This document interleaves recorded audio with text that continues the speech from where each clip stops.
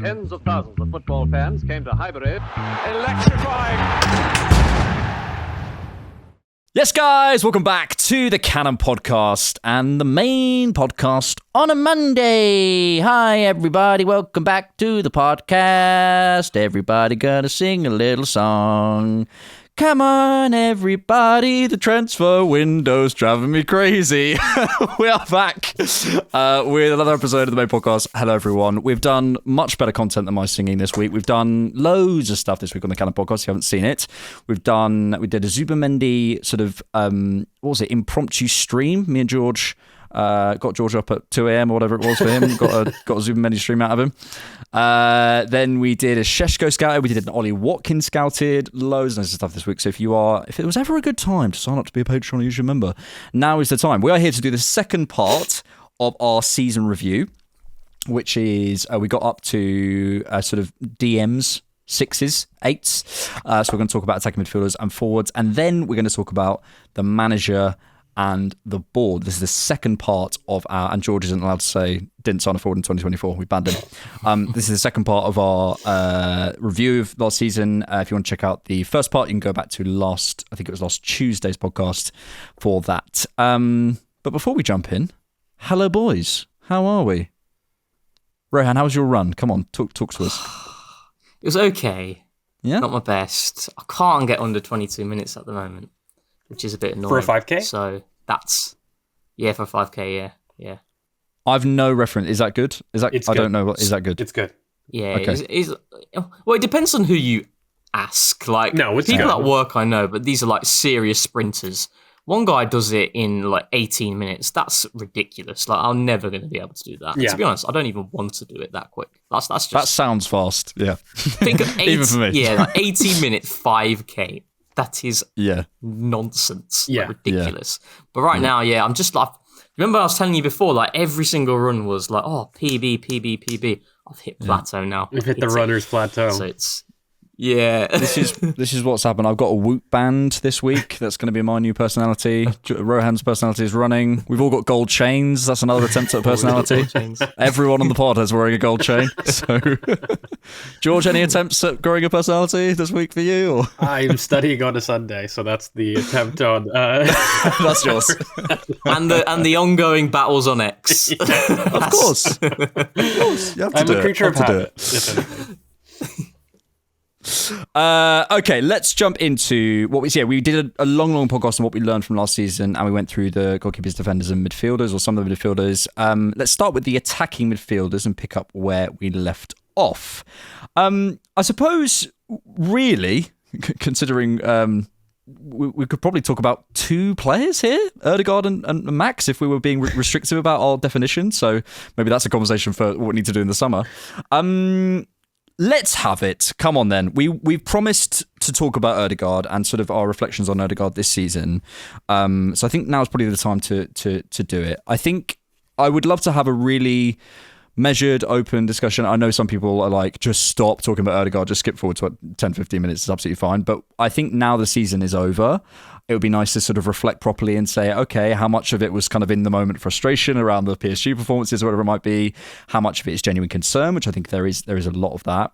Rohan, as we sit here today, the transfer window has opened. Not insinuating anything, but how are you feeling about Martin Erdigard? I'm always very much like a glass half full type. Wait, glass half full? Glass half full. Glass half full type. Optimistic. The optimistic side as opposed to glass half empty. So I actually do feel Erdigard is going to have a better season next year because of some of the links that I'm seeing to forward players that I think suits his skill set in terms of what he needs.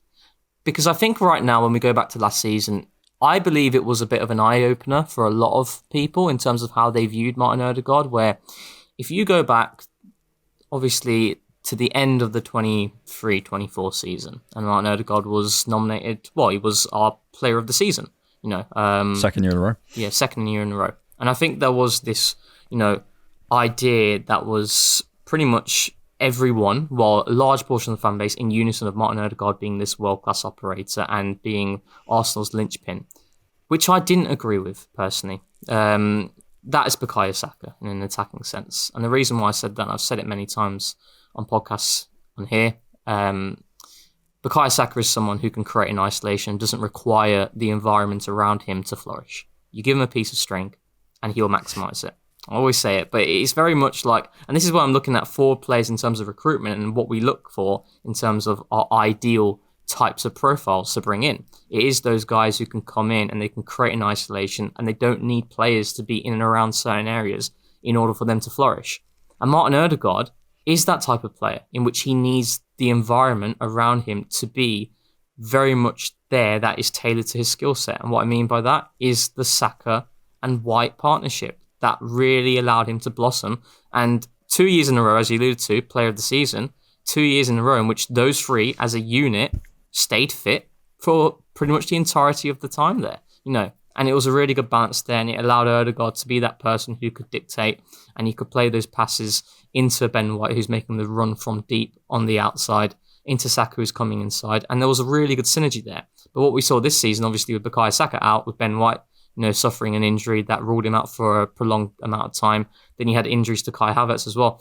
The players that we had who came in aren't movers. It's very static. Yeah. And when you have a static environment around Martin Erdegaard, he's not really going to flourish. And that's where you start to see his weaknesses really come through. And I think that's what a lot of people saw.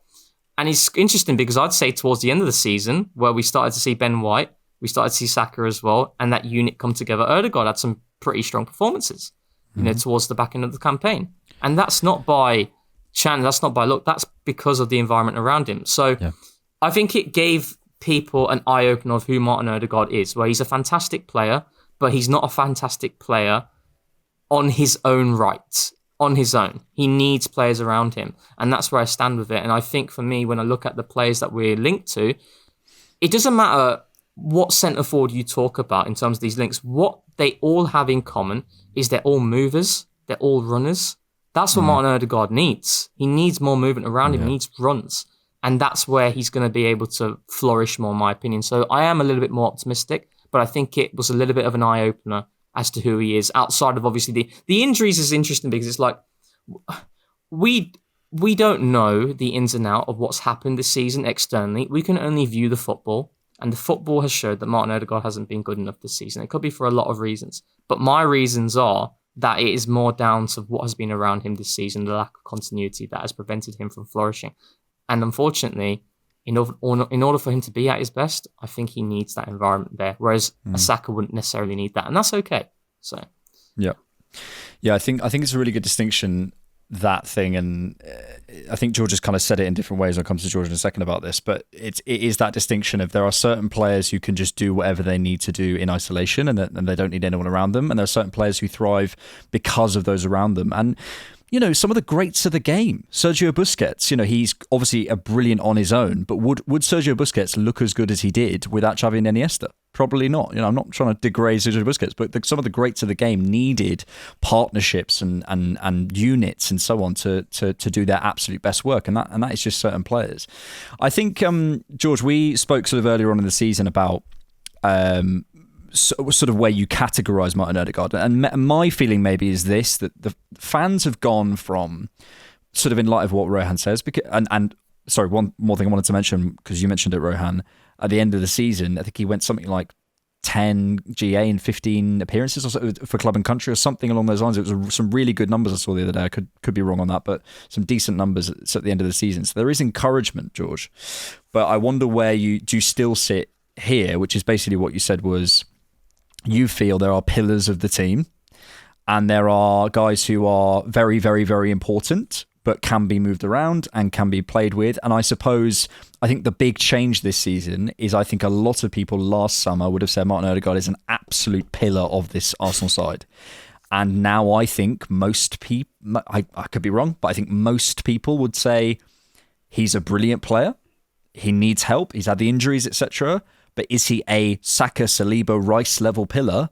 I don't know. Certainly need to see how he sort of deals with the new environment next season. Yeah, and I think being okay with saying that has been a tough transition for many fans. I think when I first brought up that idea, even in the midst of his brilliant season, I got met with a lot of criticism of my opinion. I have a look at players and I see where they thrive, and there are certain skills, and I look at players whether or not they can perform those skills in any environment, in any system, and with any context in mind. And those aren't always the case. I mean, part of the reason why I was so big on Declan Rice and I go so big on players like this, it probably makes sense to define what a pillar is, in my opinion, and really have that conversation quite distinctly, which really simply is being the best player in your position, or certainly top three, unquestionably. So there isn't caveats in regards to trying to squint to where you want to see them, but they are undoubtedly a top three player within their position. Being able to do it, by the way, in Anfield, against the yellow wall at Dortmund, similarly being able to do it in Stoke, whatever the game state requirement is, we're talking rivals, we're talking low blocks, we're talking high blocks, doesn't matter. This player performs and can put his game onto the game. That's the thing. He imposes his game state no matter what. And then lastly, for me, has to be put in every single zone on the pitch, and still we're able to see a distinct style from that player. I think that last point is really key in regards to Martin Odegaard, and it's something that I felt has been missing from the conversation in the last 18 months, really. Because it's not that Martin Odegaard's a bad player. It's not that Martin Odegaard can't perform against a low block, or can't perform against a mid block, or can't perform against, a Bayern away. There are certain games, though, that you pull out. There are certain areas of the pitch in which he doesn't like to perform in, or has shown an ability to go away from what's required. And he doesn't impose his game in those situations. And those primarily come with physical mid-blocks. When he gets pushed out of the team, he tends to drop down to a pivot and prefer to operate in the middle third. And that's where we've seen him almost make up for the fact that he doesn't want the contact in those games. And when we see those things, the times that we've thrived, or we've said, wow, that actually works, is when the pivot hasn't had a middle third controller. But when you're adding one right now, it begins to ask different demands in which, okay, no longer, and people see this as really harsh, but there's no longer a place to hide in that zone when things don't go wrong. You need to stay high in the pocket. If we've got people that are very comfortable bringing the ball up, we no longer have an issue in terms of the team's tempo there, which you could argue with the incoming of Zubimendi has. You need to start asking yourself, okay, what about Martin Odegaard in the middle third is what is great? What specifically are the traits that make Martin Odegaard very good? In his best season, when he had all of that output, by the way, where was he starting his runs? Where was he ending his runs? And I think just asking those questions broadly, you start to arrive at certain conclusions in terms of where Martin Odegaard is best. And I maintain this is a guy who is probably one of the best pocket players I've seen in the world, in terms of being able to spot space and understand space in very tight areas. That's not dependent on the final third, middle third, or beginning. His understanding of space is what makes him special. I wouldn't say it's necessarily the final ball, a wide range of pass. This isn't a Kevin De Bruyne who has got the half-whipped cross, the power in his crossing that we see, but this is a player that's got very good ball striking when he makes good, strong connections.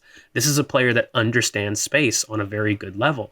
This is a player that undoubtedly has a good understanding of tempo, and that can take forms in different ways, but it's kind of a really long way of saying, if we have a team that has those things, can he become something different?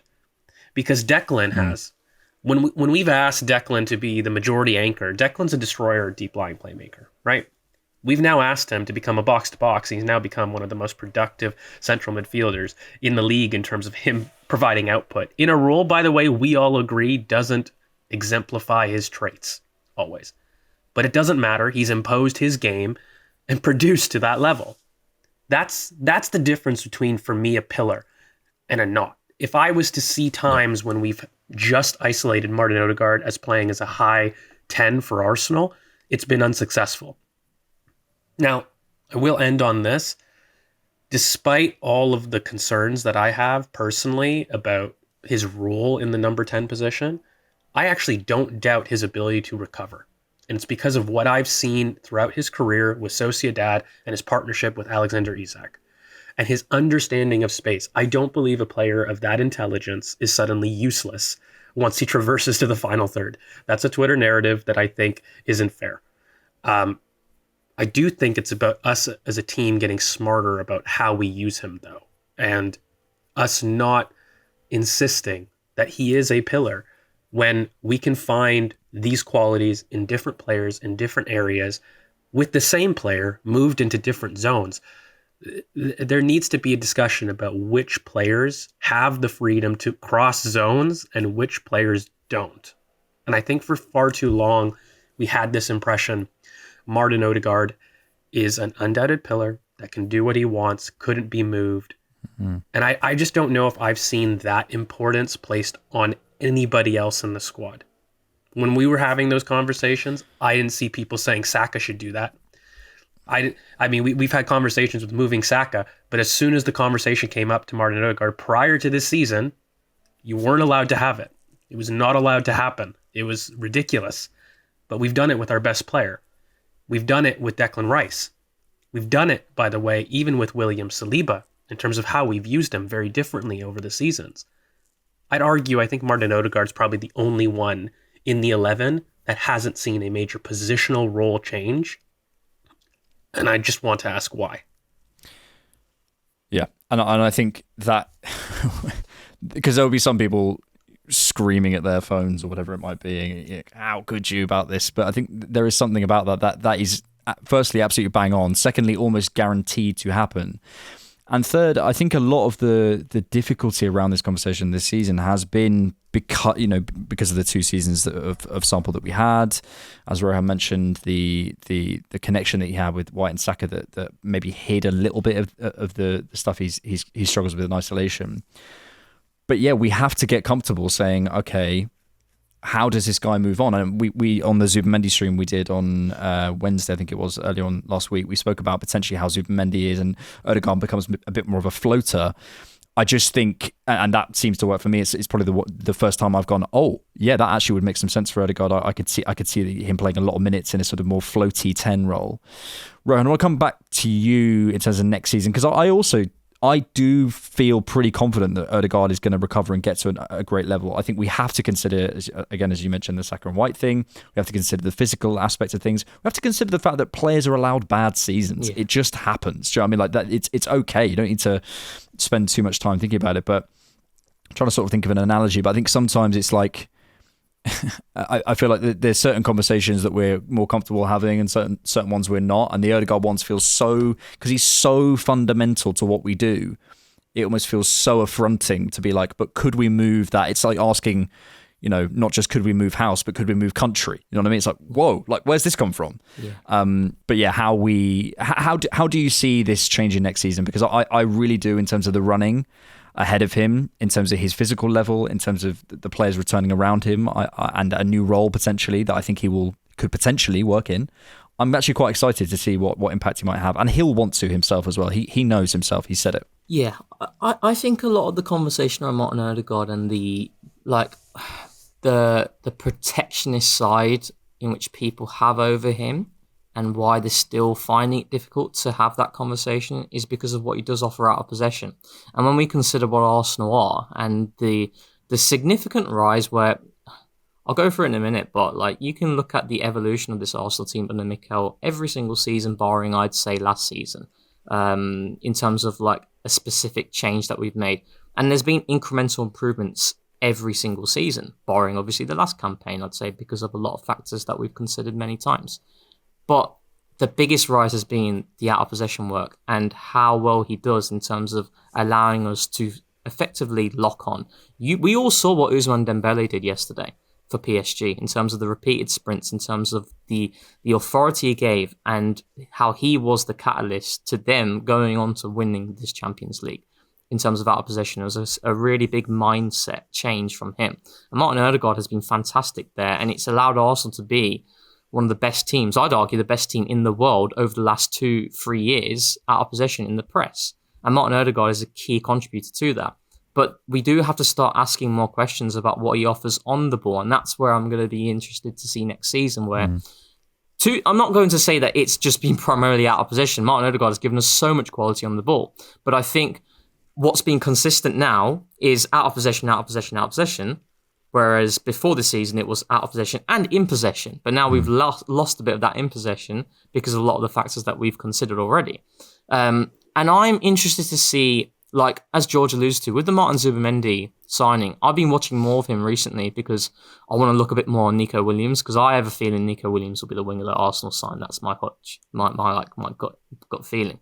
And Martin Zubimendi, the more I watch him, the more I get even more excited. Well, I was already excited, but when you watch him for Spain, where it's a completely different environment to Real Sociedad, the way that he's able to control that team, that tempo in the absence of Rodri, they've not missed Rodri because of how good Martin Zubimendi is in terms of what he offers in build-up and this thing where Mikel talks about playing with good height with Declan Rice, which is just effectively positioning yourself in space that allows the team to continue to progress through the thirds all the time, keep moving. And Zubimendi is fantastic at that in the middle third. So as George alluded to, that is pushing Martin Odegaard higher. So that's a big change in terms of what we have seen. And I wonder if that is the tactical change, one of the big tactical changes that we see next year. Because when we go through Mikel's tenure every single year, 1920, in the absence of Mesut Ozil, after what we saw in terms of externally and some of the politics behind that, in my opinion, we moved to the 3-4-3, hybrid 3-4-3, and it brought us a lot of success in the FA Cup. Then you go to the next campaign, and we don't have any presence between the lines, so we stick with that formation up until Emile Smith-Rowe's inclusion on Boxing Day, and then we go back to a more traditional nominal 4-2-3-1 all the way to the end of the season, with Martin Odegaard coming in January and then Smith-Rowe moving to the left-hand side. That's the next change. Then the following season, we see this slight role change between Xhaka and Tierney in terms of that role starting to flip, where Tierney is not this out-and-out, left winger in the dynamics of it with Smith-Rowe coming inside. In the following season, you see Zinchenko come in, and it allows us to fully transition to a different way of playing. And then you start to see Arsenal's rise out of possession as well in the press with Gabriel Jesus coming in. The following campaign, we see Arsenal a lot more flexible in their build-up because teams started to clock on to what Zinchenko was doing. Now, this year, we've not necessarily seen something systematically change drastically, right? So the following campaign now, I'm looking at the players that we've had, the players that we're linked to, I'm looking at what we're looking to do in the midfield. That points to something with Martin Odegaard. And I think it's like now where you can have a bad season, right? And I do think he's picked up towards the end of the campaign because of the reasons that I've mentioned already. Like Phil, if you ask Man City fans, they're very protective on Phil Foden and say, he's had a bad season. It's not a great direct comparison, but you can use that and say, okay, they're having a bad campaign. But once you have two bad seasons, what is the narrative starts to change a lot more, and then is that difficult conversation. So, I don't know if I've answered your question properly there, but I feel like, I think there's something big there. There's a lot there, and you're going to write your book about how Arsenal changed over the years at some point. It's one of your favourite topics. I think let's sort of transition a little bit further forward, because I think this also all lays into the forwards and how things shift on there. I don't know about you guys, but sometimes you get asked questions. Would you take Eze at Arsenal? Would you try and sign Musiala? Should we be in for Wirtz, etc.? For me, look, if Arsenal could go into this summer and get everything they needed to done in the forward areas, and we could sign Wirtz, obviously yes. Obviously yes. But I'm thinking about, realistically what we need to do in the forward areas, the huge skills gap we have in the forward areas, which we'll come to in a second. And for me, the creativity issue is much more to do with things like tempo and central access and getting the players we have on the pitch and having runners and being less static and having different skills in the forward areas. It's not necessarily about signing this big individual. That's just my personal opinion. So I'd love to hear what you think on that. But secondly, also, George, maybe to just give you a quick moment on here, is can we expect anything at all, and is it fair to expect anything at all from an individual named Max Dowman, who Mikel is naming, and the club are including in first team training, and they're bringing him on pre-season, etc. So we can't pretend it's not happening. But yeah, can we expect a boost in any sense from there? I am uncomfortable talking about children past a certain age, which seems a little bit shocking. And I think I've had to hold back on Max Dowman for my principles for quite a while. But there are players and there are times in which you have an exception. And unfortunately, I've felt this for a while. We can't keep this quiet anymore. Guys, what he's doing at the U17 World Cup is us actually not having him play in the U21s was us trying to keep him quiet. Let's make no mistake, he destroyed the U18s. Have a look at his record in terms of the goals he played, in terms of the amount of games he played, and the ratio. It was too easy for him. We knew it. The club knew it. It's about trying to keep him onto the ground for as much as that's happened. But now he's gone to the U17 World Cup, and everyone has seen what he can do. And then you start hearing how Declan Rice, unprompted, is talking about Max Dowman. Miles Lewis-Kelly doing the same thing in interviews. And Mikel actually talking about bringing him on preseason. It is going to be a factor. As much as people want to go and pump the brakes because they don't want their own hearts broken from all the wonder kids of the past. I'm sorry, like there are times talents ask questions, and this is a talent that is asking questions. I definitely don't believe we're talking about a talent, by the way, next season that is a reliable option. I think, if anything, you're looking at an Ethan Nwaneri level introduction where anything like 500 minutes is something that would be a phenomenal start for Max in terms of what we should be expecting next year.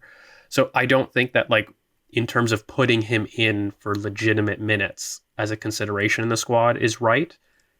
But that's just because the boy is legitimately going to be 16 next year. And, you know, the following season we will be. Like, we need to task his expectation with his physical growth, which his physicality is off the charts. It's what's going to allow him to enter the first team so early. And I just think that it's part of the squad planning. You have to have that when you have a talent like that. And the only thing I'll say is, like, we haven't talked about Ethan Nwaneri, who I think is equally an option there in the academy in terms of the number 10. What we've asked of Ethan Nwaneri, or what people have seen of Ethan Nwaneri, is this Foden player that I really push back on. If you've watched Ethan Nwaneri in the academy for any amount of time, you know this boy has an ability to dictate the final third. This boy has an ability to play really serious final balls. This is a guy that doesn't have a particular bias to either side, that can drift out left and really thread the eye through a needle. And we haven't seen him given that level of freedom in the first team. People have just seen him, and, you know, I'm hearing people say, well, he's a right-wing option. I'm like, guys, we've got to talk about the entire portfolio we've seen in the academy with Ethan. Trust me, this is a central player that's playing out wide. And when we use him, we've always talked about using Ethan in the manner of having an overlapping right back. Why? Because we're talking about somebody that really operates better in central areas. So between the two, we're talking about two youth 10 options that are very exciting, that are knocking on the door, but just aren't ready to become the guys. Not, and they shouldn't be, by the way. But this is the situation we're in, which is why I don't have very many, like, insistence on seeing Max Dowman or insistence on seeing Ethan. For me, it's just brilliant to have this, but it's also why I don't agree with the broad Twitter sphere. When we talk about number 10s and lacking number 10s, we haven't talked about Fabio Vieira and the impact about what he could have coming in to a center forward that's a mover like Sesko and Kai Havertz as aerial targets in the box, and you don't want to see what Fabio Vieira could do with that target. I don't know. But regardless, the number 10 position, I always push back on and say, we've almost got two that are too young, one prime age player that we have question marks about, and another pre-prime player that has phenomenal talent that hasn't translated it to the league that we need to see it yet. That's the description that I would make of our number 10 position. I'm fine with change, but let's just understand that there are a lot of players there, and if we make the change, you have to buy the change. So there's an opportunity cost there. And I think that there's enough questions that I haven't seen answered yet that I don't believe means going and allocating funds there is the best use of resources. And I will end my little rant on this and ask you guys a question. Is there a better number 10 that you can buy on the market other than seeing Bukayo Saka there? If you saw Bukayo Saka in the number 10, and if we were to buy another forward, let's say, as another option that you could do, is there a better number 10 on the market than Bukayo Saka in that spot? That's a George opinion as a question, and I will answer it. I don't think so.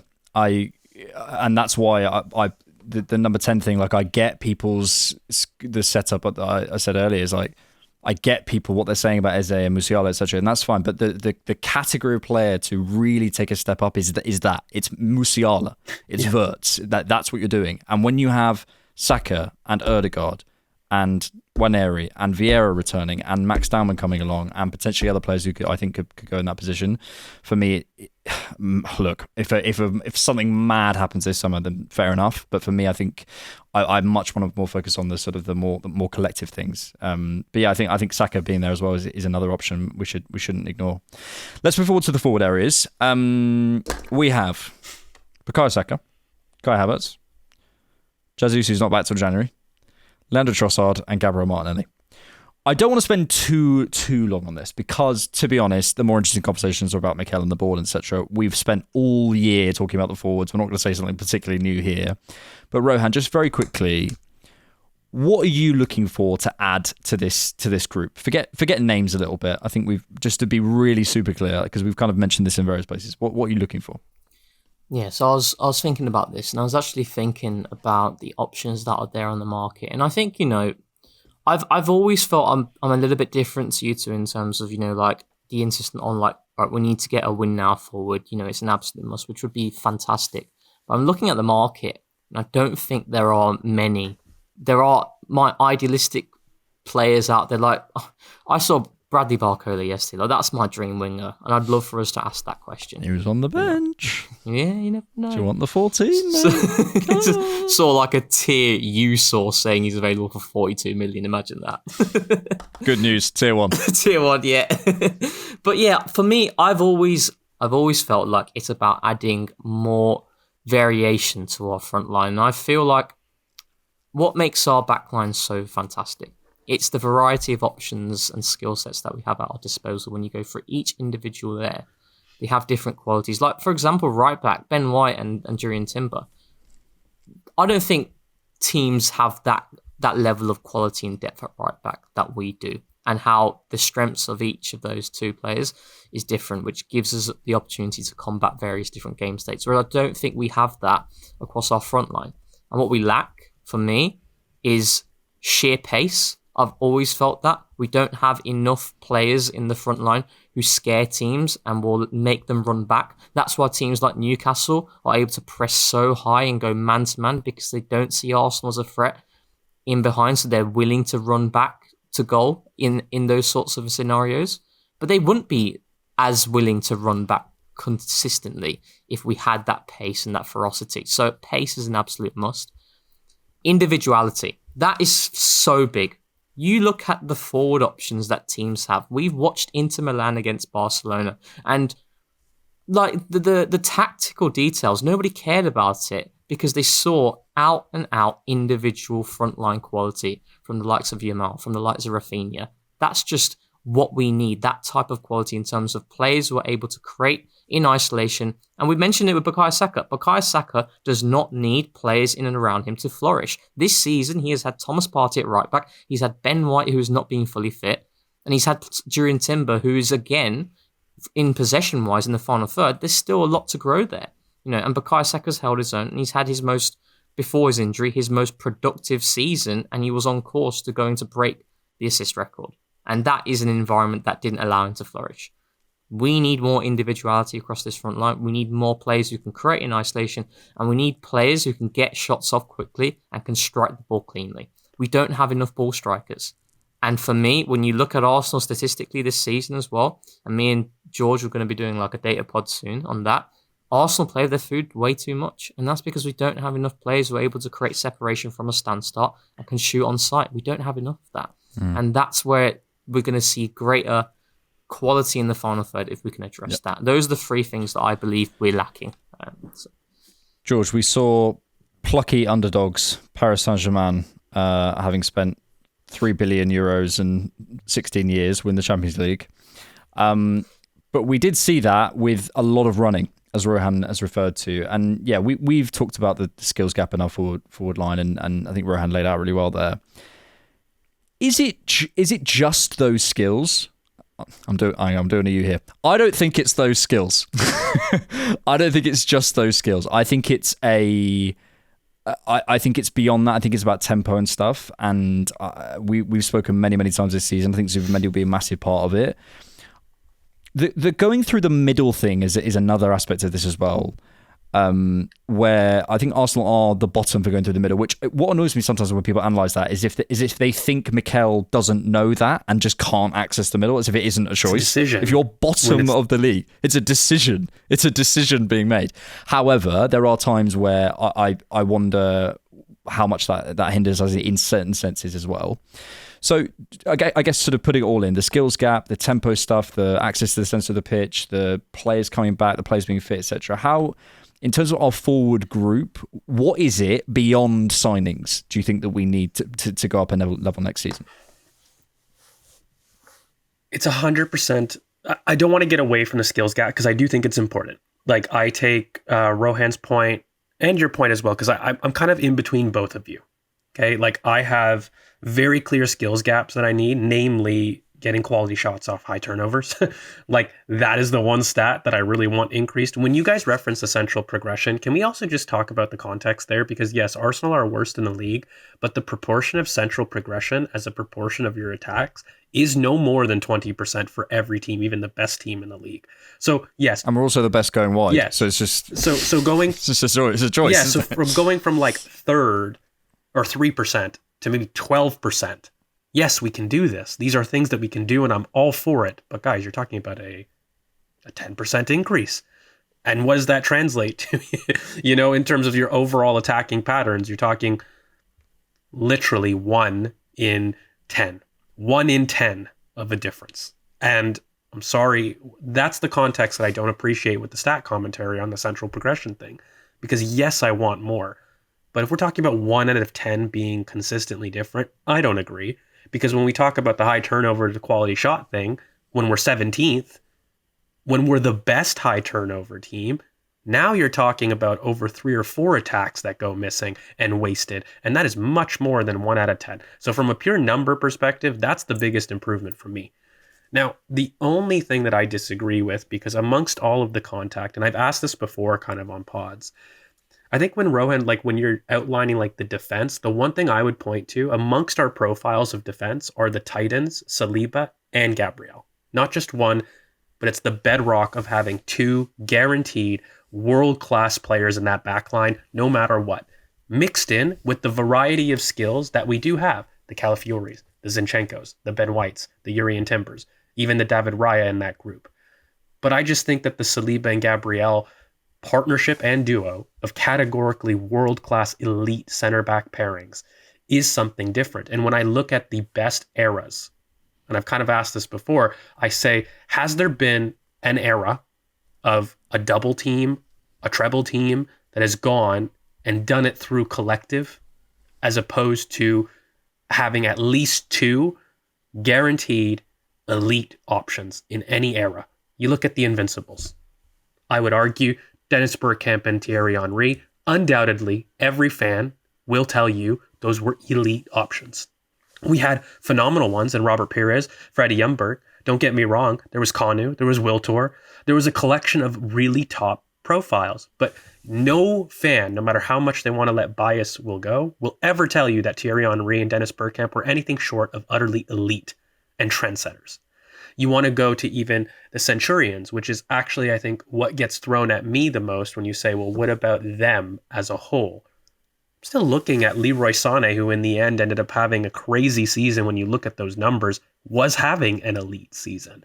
You look at your David Silvas, and these were players that were bedrocks to the City team, and undoubtedly in conversations, David Silva becomes a Premier League legend. So I'm trying to look at the best treble teams, your United teams. They've got Rooney. Even the ones that didn't do well, even the United teams that had won the league, still had Wayne Rooney, Robin van Persie, still had remnants of 2 elite attackers in the bunch. And I just fundamentally look at our attacking group and all I see is Saka, who I think is the only player in that front line that has undoubted elite quality. The rest are very good in certain situations. Havertz can perform to an elite standard. Is he an elite attacker? I don't believe so. Can Martinelli perform to an elite standard? We saw it in a season. Is he an elite forward? No. Like, that's the only point of difference that I have. So for as much as I want to recruit those things, I do look at that forward line and think at minimum, there needs to be 2 elite options.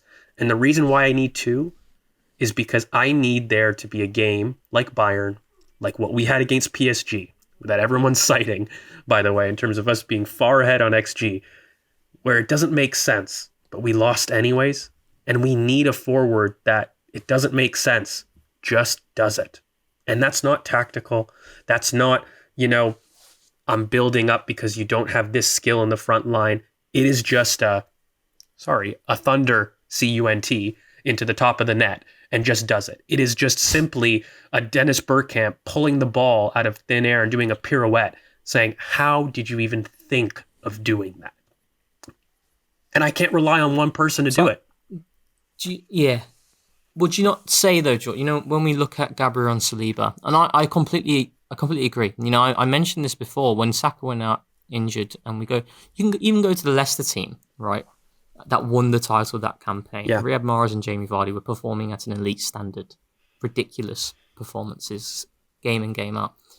But is there that guarantee out there available on the market in terms of as an elite standard when we talk about Gabriel and Saliba? Because that's what I was thinking about today when I'm looking at the options and the players who we are linked to and the players who could be available. The difficulty on that is it always comes back to whether you rate the player. So I know George quite well. He might say Victor Osimhen, but then there's someone else who's going to say, "But I know he's not good enough because of whatever." But ultimately, the thing I feel is like Mohamed Salah. Was he an elite forward before he came to the Premier League and got 38 GA in his first season, whatever it was? No, he wasn't considered that. So it's about environment. It's about players that we think can match. And this is why I'm actually quite excited about Benjamin Sesko. Because I think I said to you on the stream, Rohan, because he is the puzzle piece that everything he does is the things that we don't have. Yeah. I wonder in our environment whether someone like him would look great. Because this is where I look at it and we talk about winning now and it's an absolute must, and I'm completely on board with that. We do need to. But Arsenal, as you mentioned before, Arsenal are still going to be here after next season, right? So we're not going extinct. So I think future-proofing still is very essential. If you absolutely can do it. And the way I look at Benjamin Sesko, if we just talk about him, and you look at the centre-forward options out there, I've mentioned it many times, and I've spoke to George about this a lot. I really like Ollie Watkins. I don't care what anyone says. I'll maintain that. I think if Ollie Watkins came to Arsenal... if Ollie Watkins came tomorrow and he played 38 games next season for Arsenal with the way that we play, I would be shocked if he did not get close to 18 to 20 Premier League goals. I would be shocked. I'd put big money on it as well. He is that good. I think towards the end of the campaign, I was watching the Arsenal-Southampton game because I'm an absolute dweeb, but the Man United-Aston Villa game apparently was awful, and I think there is a bit of a recency bias there of Ollie Watkins, who has faded a little bit, but that is a top player, right? But I think when I look at the general options in the centre-forward market, there's not loads of guarantees, right? So when you look at Benjamin Sesko, right now, the opportunity cost of signing Benjamin Sesko is already low, in my opinion, because I believe he's going to deliver an impact now. I firmly stand by that. But as all the three are in agreement of, in 12 to 18 months' time, the opportunity cost becomes effectively nothing because he is going to be the next best thing. So I'm all in on that type of player. And it's also about taking a chance with players where you talk about the environment. And I'm starting to do a bit more research on Nico Williams. Well, I know the player, but I feel like I've forgotten a bit about him. But I'm also of the idea in which if a player can give me an impact now, but they have qualities that allows them to be the best in their position as well, I'm totally on board with that idea. Yeah. So, because I don't believe the gap is that big from us to get to that title. So... Yeah, the thing is, I think you're kind of both right in the sense that, Rohan, I think you're right. There are very few guarantees out there, but equally, you kind of have to stick your flag in the ground and say, I think this guy is a guarantee. And I'm going to tell you why. This is why the whole Gyökeres conversation annoys me. He scores goals, so get him in. The whole point is translation. I don't mind if you think he's going to translate perfectly because of X, Y, and Z. So give me the arguments. That's totally fine. Like I don't agree, but cool, whatever. But the whole point is translation. So there might be an attacker out there who we think of, we look at, a Callum Hudson-Odoi in Nottingham Forest. No one ever thinks about him, right? But what if, I'm not saying him, he's an example. In my opinion, he wouldn't be. But what if in our environment, he was the perfect player to go ahead? You look at, was De Bruyne a win now signing? Was Salah a win now signing? Was Isak a win now signing when it all happened? No. It's about environments and development and stuff. So that's why I'm quite excited about Šeško. I do want to move on to, because we're going to have so many conversations about the forwards over the summer. So we'll probably have to part that a little bit there, because we want to talk Mikel and the bold and the manager. We'll probably fold them in together. I guess the real question is, what have we learned about Mikel Arteta and the board in 2024, 2025? George, you know what phrase is banned, but I'm going to let you take it away. No, you can say it. Go on. The only reason I'm so insistent on saying it is because I think it ties into my evaluation of Mikel Arteta. How can I have an honest conversation with you about Mikel Arteta's performance when I believe some of Mikel Arteta's decisions were hamstrung?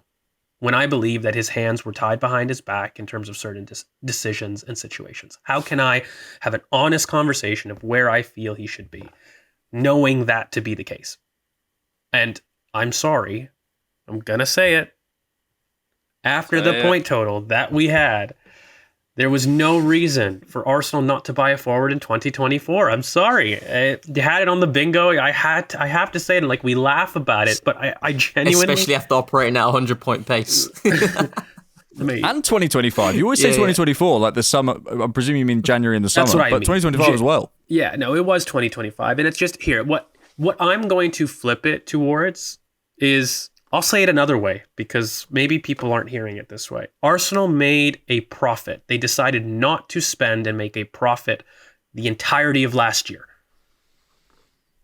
If you believed that Arsenal were good enough to win titles last year and didn't win it and said they needed nothing, that is the only situation you can understand the board not spending.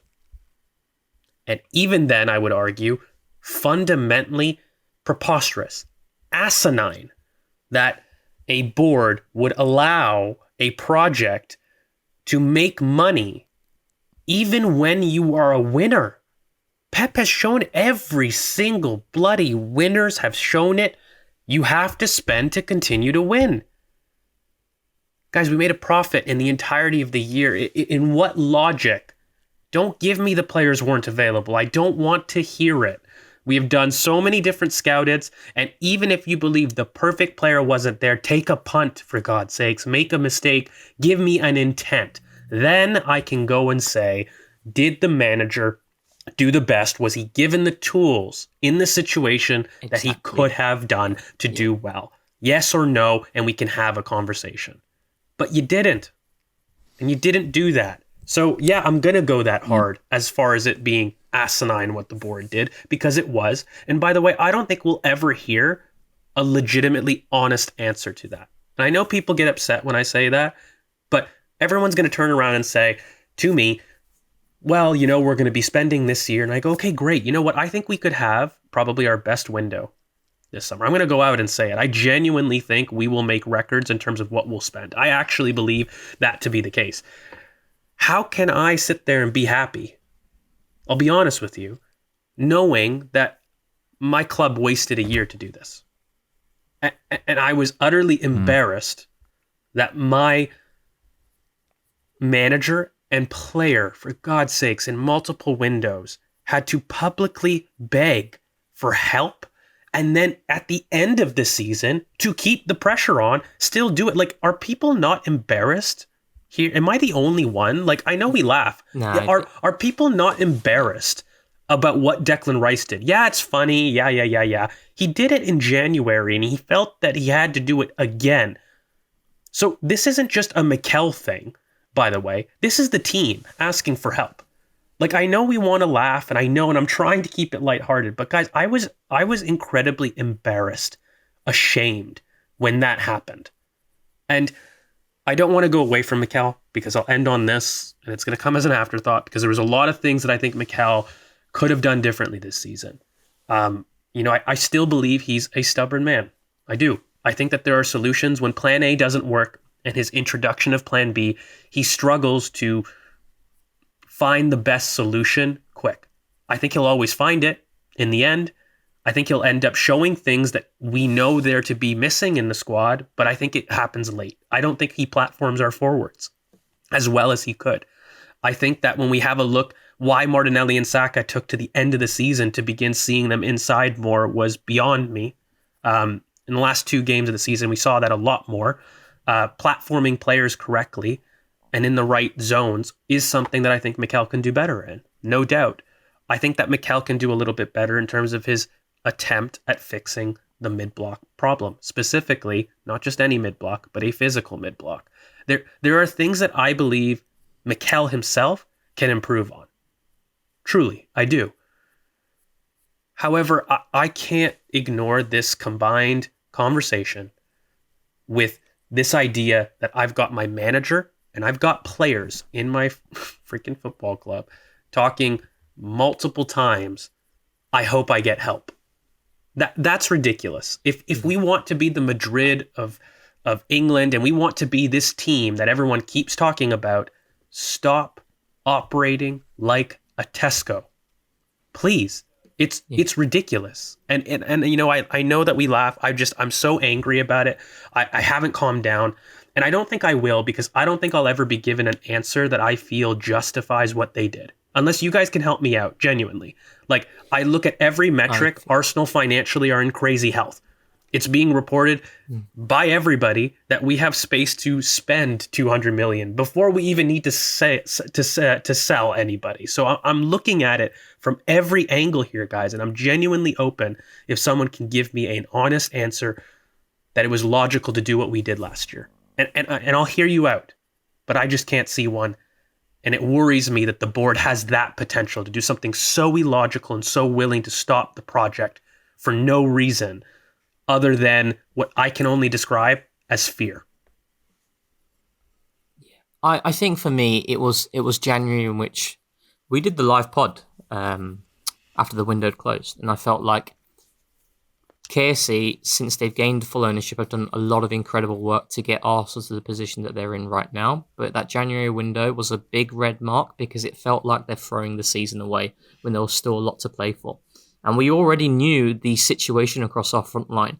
And what happened is, as you alluded to, Declan Rice explicitly saying that this team needs help. Mikel explicitly saying, without actually saying it as blatantly obvious as you can, which he obviously can't do, that we needed help. And then you consider the injuries to Kai Havertz. You consider the fact that Ethan was absent for 3 weeks in January as well. Martinelli picked up an injury just after the window. We already knew what happened with Gabriel Jesus. We already knew what happened with Saka. We played we played 9 games in January this year versus 3 games in January the previous season. And their response was to do nothing. And it felt like we're going to, instead of looking to take a risk, which we could have done with an Ollie Watkins, who knows what would have happened if we had had Ollie Watkins in the Champions League, especially with what happened with Thomas Partey getting that booking against Real Madrid in the second leg. We went, as good as Mikel Merino has done at centre forward, we went with Mikel Merino to the Bernabeu. We went with Mikel Merino. We won. We went with Mikel Merino at the Parc des Princes. And we held our own. This is where, I want to link this to Mikel as well, right? This is where I still have so much belief in this coach because of games like against PSG over 2 legs, in which 150 minutes out of 180, Arsenal held their own and were superb. I will say it time and time again. They earned the right to win that game and they belong on the stage. They earned the right, but they didn't deserve to win the game because PSG were more efficient in the moments that truly matter in knockout football. That's what truly matters, the efficiency when you're in the final third. And also what you have at the back with Donnarumma, who makes these crazy saves that keeps them in the tie.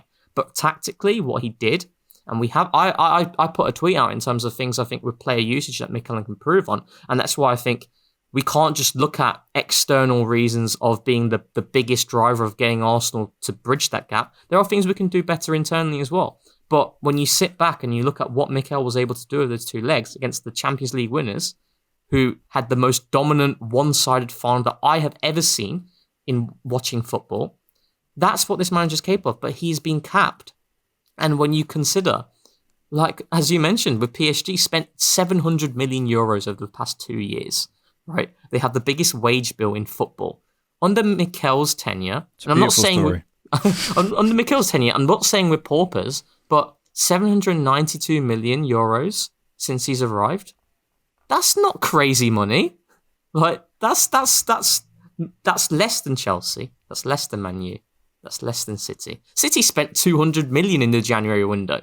You know, the only way in which you can bridge the gap is by signing players and investing in the squad. And that's why I thought it was a big red mark from the Kroenkes in the January window, because they threw away the season.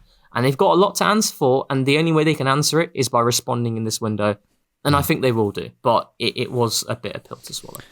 I think they will, but as George said, it's just, yeah, like they've wasted a year. It's just like, why? Especially for signing players like Šeško, because I'm like, yeah, why didn't you do that earlier?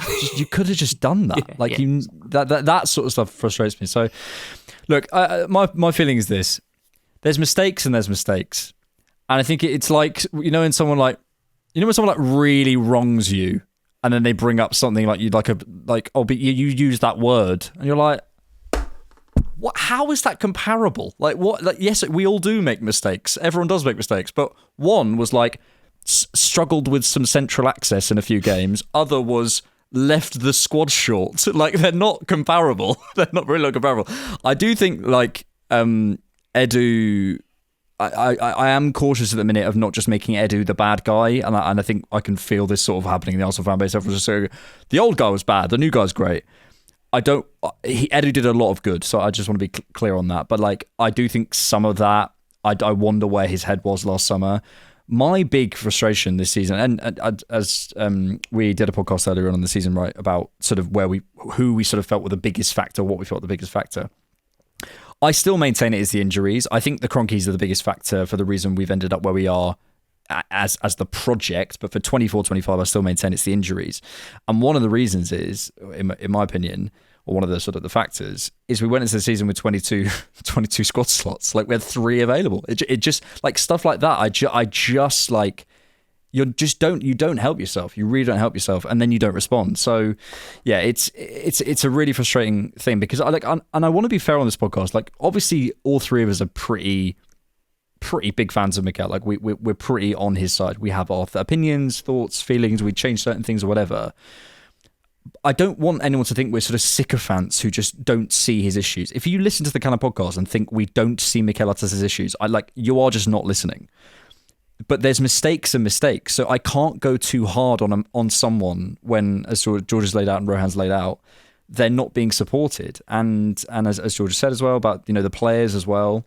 I think, for me, just sort of moving ahead to this summer, the frustration is I'm maybe more willing to let bygones be bygones than maybe some others, but we'll see. But I think because I think sometimes, like, for example, like, they didn't know Kai Havertz's hamstring was about to go. Like, they didn't know that. So, like, I think sometimes we can be a little bit harsh with information they didn't have at the time. However, I think this summer, the part of the reason I'm also confident about the money we spend is I think they're aware they need to send a message. I think even the fact that, like, there was Khaldoon Al-Mubarak, who's the Man City chairman, does an interview every summer, and I'd love an Arsenal representative to do that. They do like a proper 20-minute sit down, talk about the season. They spoke about their mistakes, what the plans are this summer, etc. It was really, really clear communication. In between the lines of what Josh said, I think they know they messed up, and I think they know that they need to send a message. And also they know, think about how much money they've put in. They must be aware that this season was a missed opportunity. They can either let the project fall down on its arse and fall away, or spend that extra bit of money basically now compared to what they've already spent, if that makes sense. So I think they're aware, reading between the lines. Yeah, so the one thing that I'd probably jump in with is, the one thing that I hope people get from our podcast is that we always, instead of describing what you see, we hope to answer the why. And we try to give the benefit of the doubt, not because we want to make an excuse for Mikel, but for me, that's just arguing with genuine intent. right? Like if I really want to be convinced that something is wrong, I need to try to see the other person's point of view to see whether or not how strong their point might be. And I think where I draw the line is even if I disagree with Mikel, and I have a lot this season, especially if you've listened to the pod, there are a lot of things that I feel he hasn't gotten right in certain moments. I can at least see why there was an attempt to do this because of this. This was his thinking. I don't agree it was the right choice to go with, but this was your attempt as to why, and this was the logic. Again, I'm going to kind of repeat. The board's decision is the only thing this season that made, like, not even trying to yell or get all angry. Can anybody give me a logic to it?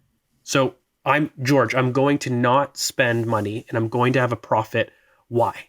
Just give me a why. And I think no one can give me an answer to that question, because it's not because we don't have money. It's not because there wasn't enough squad space. It's not because we lacked a need for it. We're not a winning team.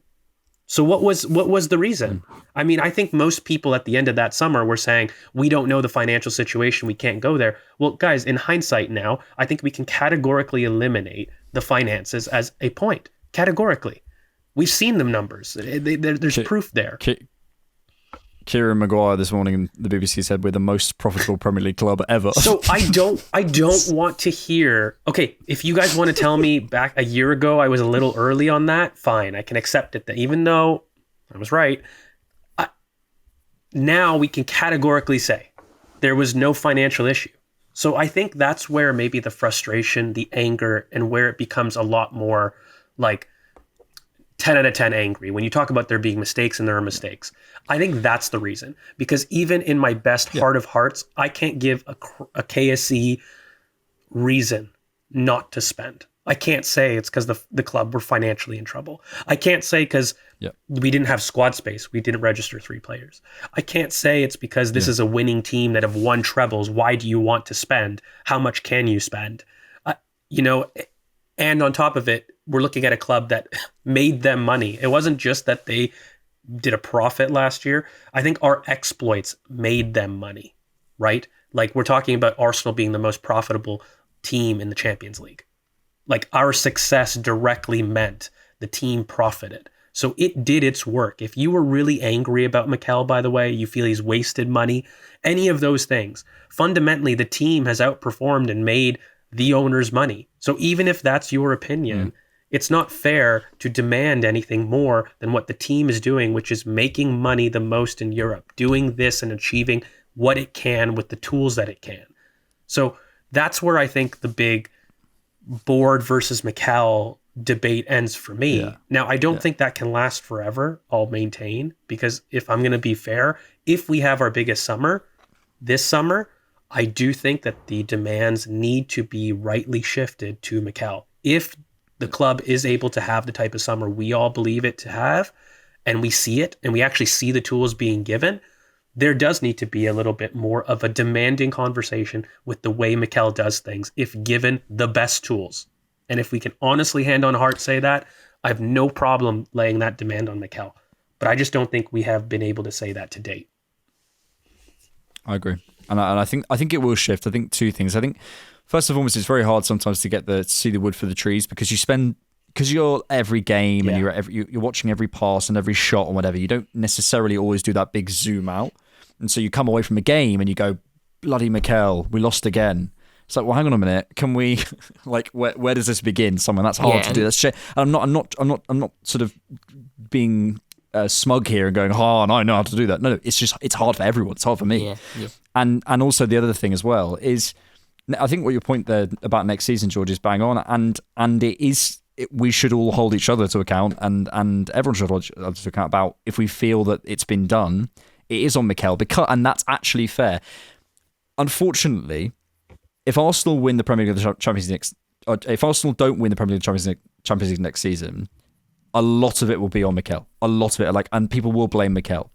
But the reason, in my opinion, that's fair is if we do win people will say, well, that was Mikel's title, right?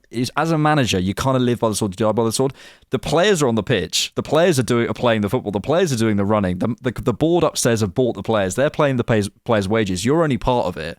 But as a manager, you're exalted and you're the hero year zero. And I think, unfortunately, if you're given everything you need, then I am willing to not call you zero because we're doing analysis, but I would understand the fans being like, well, he's zero then. I would get that. That's where I stand as well, where if we look back to this season, last season now, and you look back at certain games, like Declan Rice playing as a second striker, what is that the reason why Arsenal didn't win the league? No. Is that something that has prevented Arsenal from being their best version of themselves in terms of how they flow through the thirds and something that can be changed on? Absolutely. But that is not the preeminent driver as to why Arsenal didn't win the Premier League, for example, right? There it is. Next season, what I want it to be is Mikel gets the resources and the players that he wants and the funds are there and we spend the money and then we've got the squad. Board, you've done your job. Kroenkes, you've done your job. Over to you, Mikel. Over to you now. This is your time to showcase why you are going to be able to take this team to the title next year. Then there's no places to hide, aren't there? Yep. Whereas if we've come at the end of the window and there's still X, Y, Z, we still haven't signed a winger because Martinelli and Trossard are still here, and we've brought in only a centre forward, and we can kind of. We can be okay in this position if certain players stay fit, etc. No, that leaves a lot to chance, and then certain players go down, and then we go back to the same old conversation of, we lost this game, but imagine we had him, this is a key player, etc., etc. You want to eliminate all these factors, even though it's very difficult because I don't think the football schedule is going to get any easier in terms of how you navigate through games and the volume of games. But it needs to be a situation in which the responsibility lies with Mikel, where, like I said, I think Mikel has done things that I don't agree with. I still think that there are things player usage-wise, like with Declan Rice, like with Ethan Nwaneri in terms of how we can unlock him more, how we can allow him to use that unstoppable quality inside. These are things that can help us more. But the biggest driver is giving the players the manager wants. And if you do that, then that's where Mikel can be held completely responsible. Whereas there's a lot of caveats this season with a lot of the games that we have dropped points and have lost. So. We love a caveat. And it's for me, it's always being able to contextualise, not getting lost in, yes, he could maybe get 2 more GA out of one area. What's more important, that or having the best players in the world? Exactly. Let's not get lost in certain conversations. I think it's one of those things. Let's conclude then. Arsenal 24-25 is now done. We're in the transfer window. It is past. We're looking to the future. We're looking ahead. Probably don't have time to do loads of questions, but let's start to do that. And we're going to come to as many of your questions as we can. And we'll have loads of content stuff, transfer stuff over the summer. But I think just to sort of round that off, a really frustrating season, and that's okay. You know what I mean? Like, it doesn't need. Sometimes you do have, in the same way we talked about Martin Erdigard. Sometimes you get things wrong. And that happens. The question is always, how do you respond? How does Martin Erdigard respond? How do the Kroenkes respond? How does Mikel Arteta respond? How does Martinelli respond? How does Saka respond? How does pick your player, pick your issue? How do they respond this season? And that is the big thing. We've seen consistent progress. We had a dip, and now the question is what we do now. And it's going to be super interesting. So just last thoughts before we do some questions. I've been really serious and animated the last segment, so I will end on a funny. I feel that there is a lot of Rocky 1 to our season campaign. This is,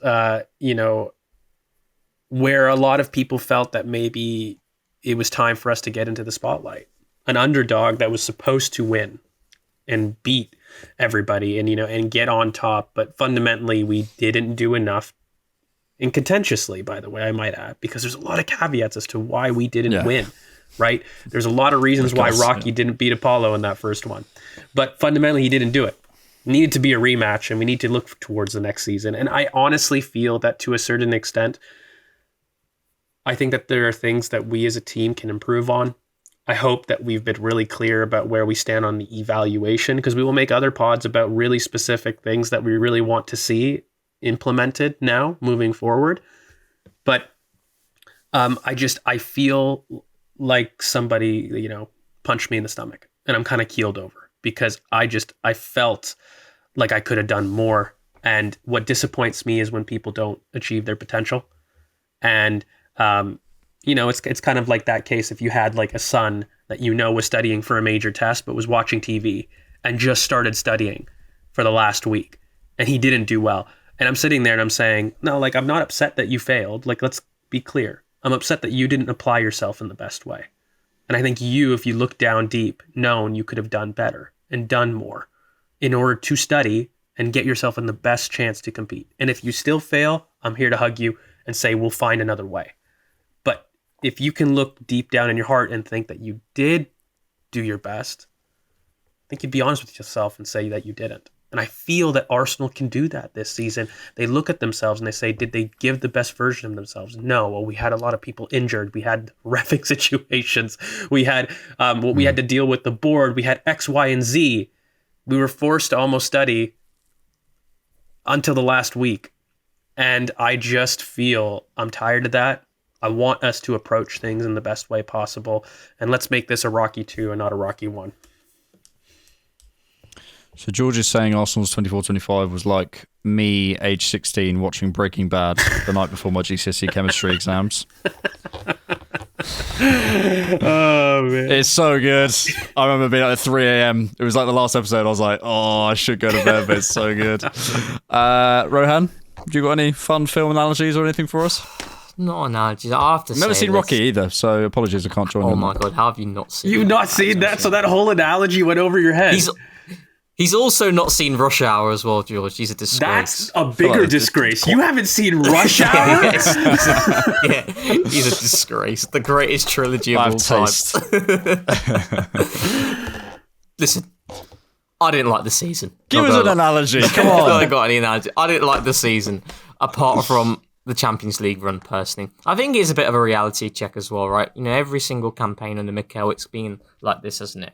Be going up and up and up and up, and you're thinking to yourself, oh well, if we extrapolate again, we're going to get even closer. But football doesn't necessarily always work like that, and I think that is the big reality check that we got this season in the Premier League. There are still things, I believe, that have remained consistent under Mikel that we don't do well enough in, is the cup competitions, the domestic cups, and that is something that I want to see improvement in next year, because we are not above any cup. I'll maintain that. We're not above any cup. We need to win. We need to win trophies to give fans a little bit of something to say, oh, well, we won this season, a bit of bragging rights as well, which everyone wants. So there's been a lot of disappointment there. There's been a lot of learning. I will say the big positive is in Europe, where I think a lot of the worries that people had of Mikel, if we're being really honest, is in Europe. When you look at our performances in Europe, in the Europa League, in the Champions League as well last season, we scraped past Porto. Bayern Munich, we didn't respond after Tuchel made that tweet. This year, we faced some really, really good teams. We beat this PSG team in October. It's obviously a different version now, but we beat them. We had some really good performances against lots of Sporting Lisbon, wins against Monaco, wins against Real Madrid. We've showed that we belong on the European stage, which I don't think we necessarily have shown under Mikel. We've shown that we belong on the Premier League stage. Yeah. We have shown to an extent that we have done it in a domestic cup, winning an FA Cup, right? Although there's so much room for improvement there. But we haven't shown it in Europe. And I think in Europe now, that should give us confidence that we can take that next step forward as well. Yeah. So, yeah. And the preeminent driver is quality. We're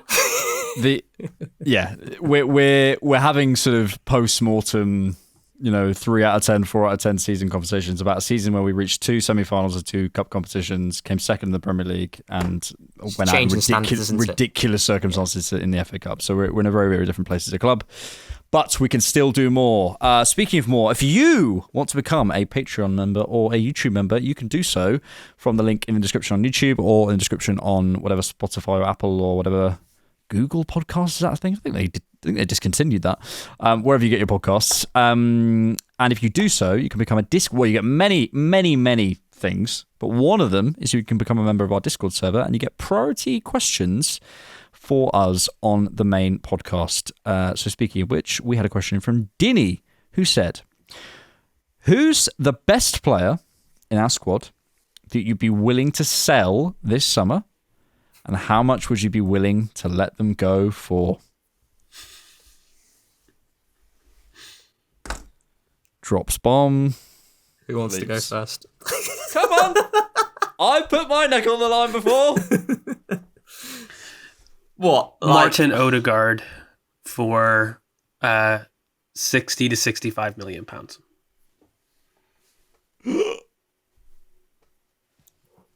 $60 to $65, George. Yeah. Yeah. Martinelli for 70 million. If Martinelli's 70 million, No, Martin Odegaard is more than... I'm not having this, though, in terms of the winger thing, right? I have seen Mikhailo Modric go for ridiculous money. I've seen Anthony go for ridiculous money. Garnacho, there was a bid of 60 or 70 million for Garnacho. Oh, his attitude absolutely reeks. The winger market, I'm sorry, we should be demanding this sort of money if we are entertaining the conversation of selling a Martinelli, for example. I'm sorry. If we're talking about 50 or 40 million, what are we doing here? We're never going to be able to sell well if we're looking at those sorts of figures. George, I'm thinking like 80, 90 from Erdigard, even if you want to let him go. I don't know if we could command that. I don't know if we can command that because, I mean, we're looking at... Don't sell him. I mean, we're over 300K. The point is if you get an offer. Well, I don't know. So would you sell, George, if you got 60 million? If someone came to you, 60 million for Martin Erdigard tomorrow? It's probably a little cheap. These questions are Yeah. It's probably a little cheap. Probably more like 75 million, to be honest, if you're really being think fair. so. Yes. But also he's got like 300K wages, guys. Like when you're looking at those things, even when you're looking at your Marcus Rashfords, the big ones that want to change. Yeah, like he was the one. I thought his recent contract was the one that put him above Bukayo Saka.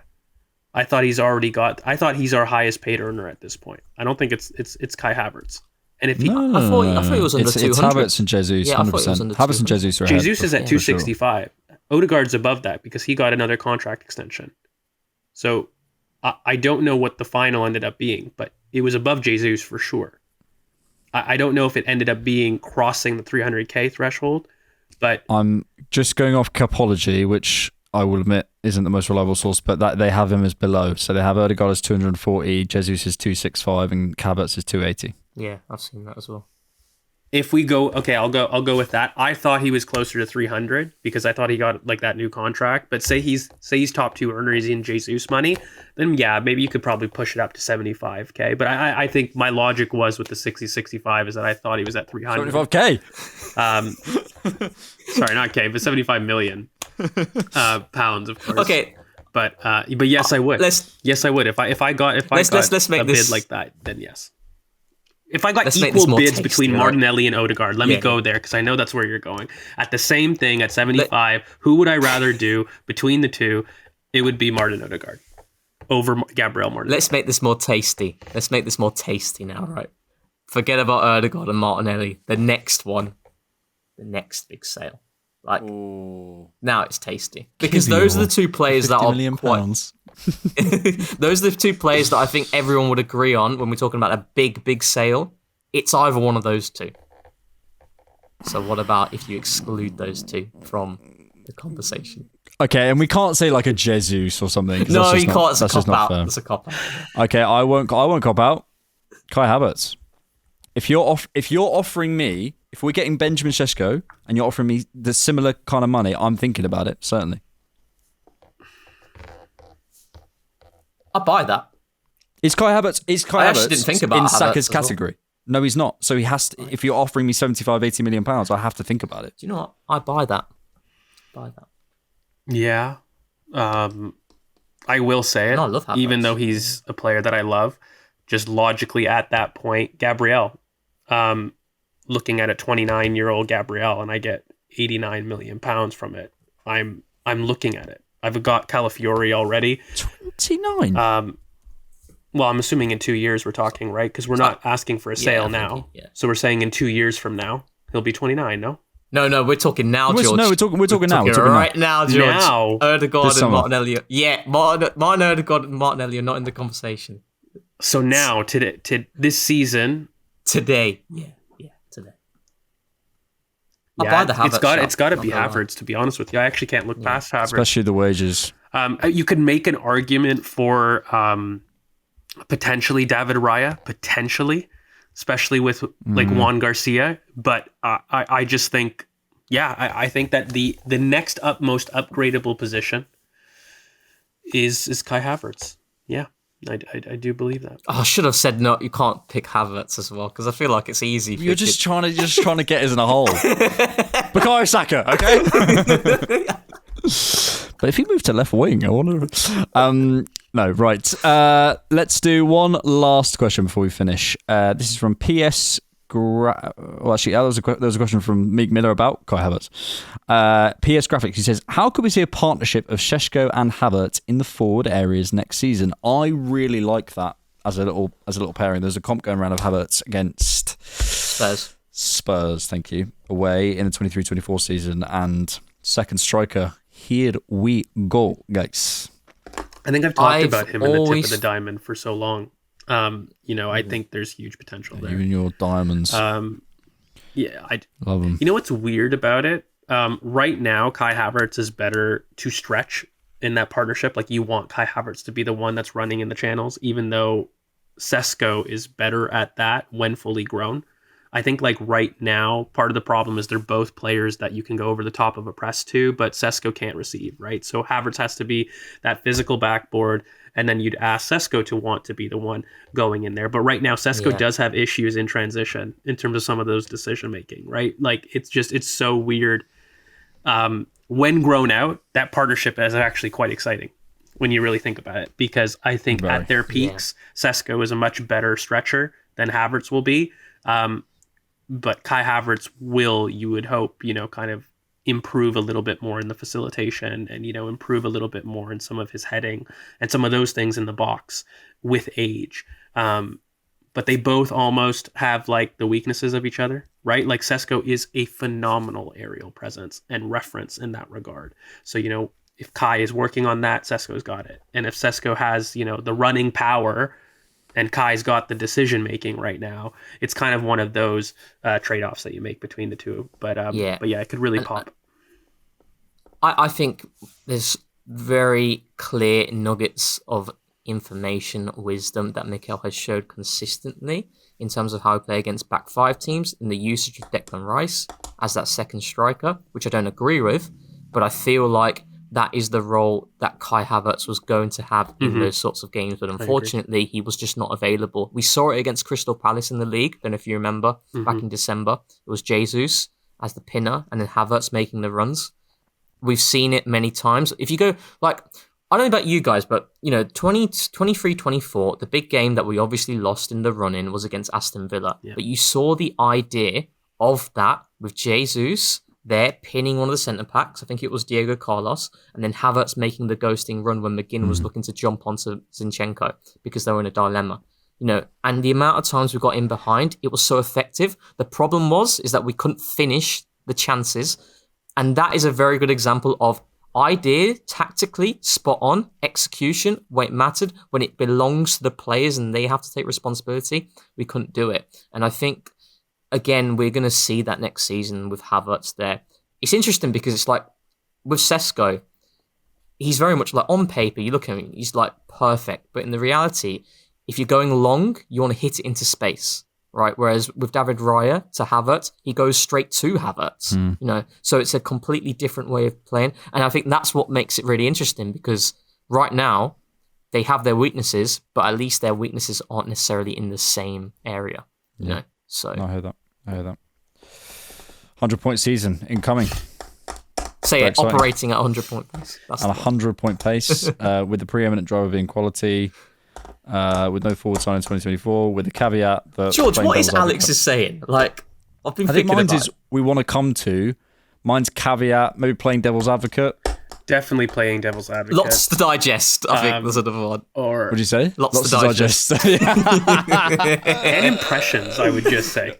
Just like whilst he's explaining something, he mentions a character and then he goes into an impression of character. Just when he's thinking as well, he's like this. I think he's like he's like processing stuff like. Or this. I got this. Enrage it. Someone. This is it. This is it. And so it's this, and this as the reason, right? That I do close my eyes. Someone pointed out on TCP Live. They were like, "Why does that close his eyes?" It's because I can think better. I'm like this. I love it. I love it. I think. We do have fun. Right. Thanks everyone for being here. We have, what do we have this week? We have main pod out Monday. We have a scouted out. We don't know who on yet, but some player. We'll do TCP Live. We might be having a little transfer show for you, depending on what things happen. Sort of more regular transfer show. But if any news drops, George and I are going to try and be agile with things. Rohan unfortunately can't join us in the middle of the day. Unless it's like post 5 o'clock, if something pops up in the middle of the day. No, it's not. But imagine like Fabrizio or an Ornstein bomber happens at like 7. An Orn bomb. Yeah, we'll be there. We've signed everyone under the sun. Thank you all for being here. Thanks for checking out the Cannon Podcast. If it's your first time here, make sure you've liked and subscribed because that really helps us out. We're on the road to 25,000 subscribers and I'm very excited. Thank you to... Why do you say it so robotically? I don't know why I took that tone. Very bizarre. George, thank you so much. Thank you, good sir. Rohan, thank you so much. Nice one. Thank you, Alex. Thank you, mate. Thanks so much, everyone. And thanks for keeping it Arsenal.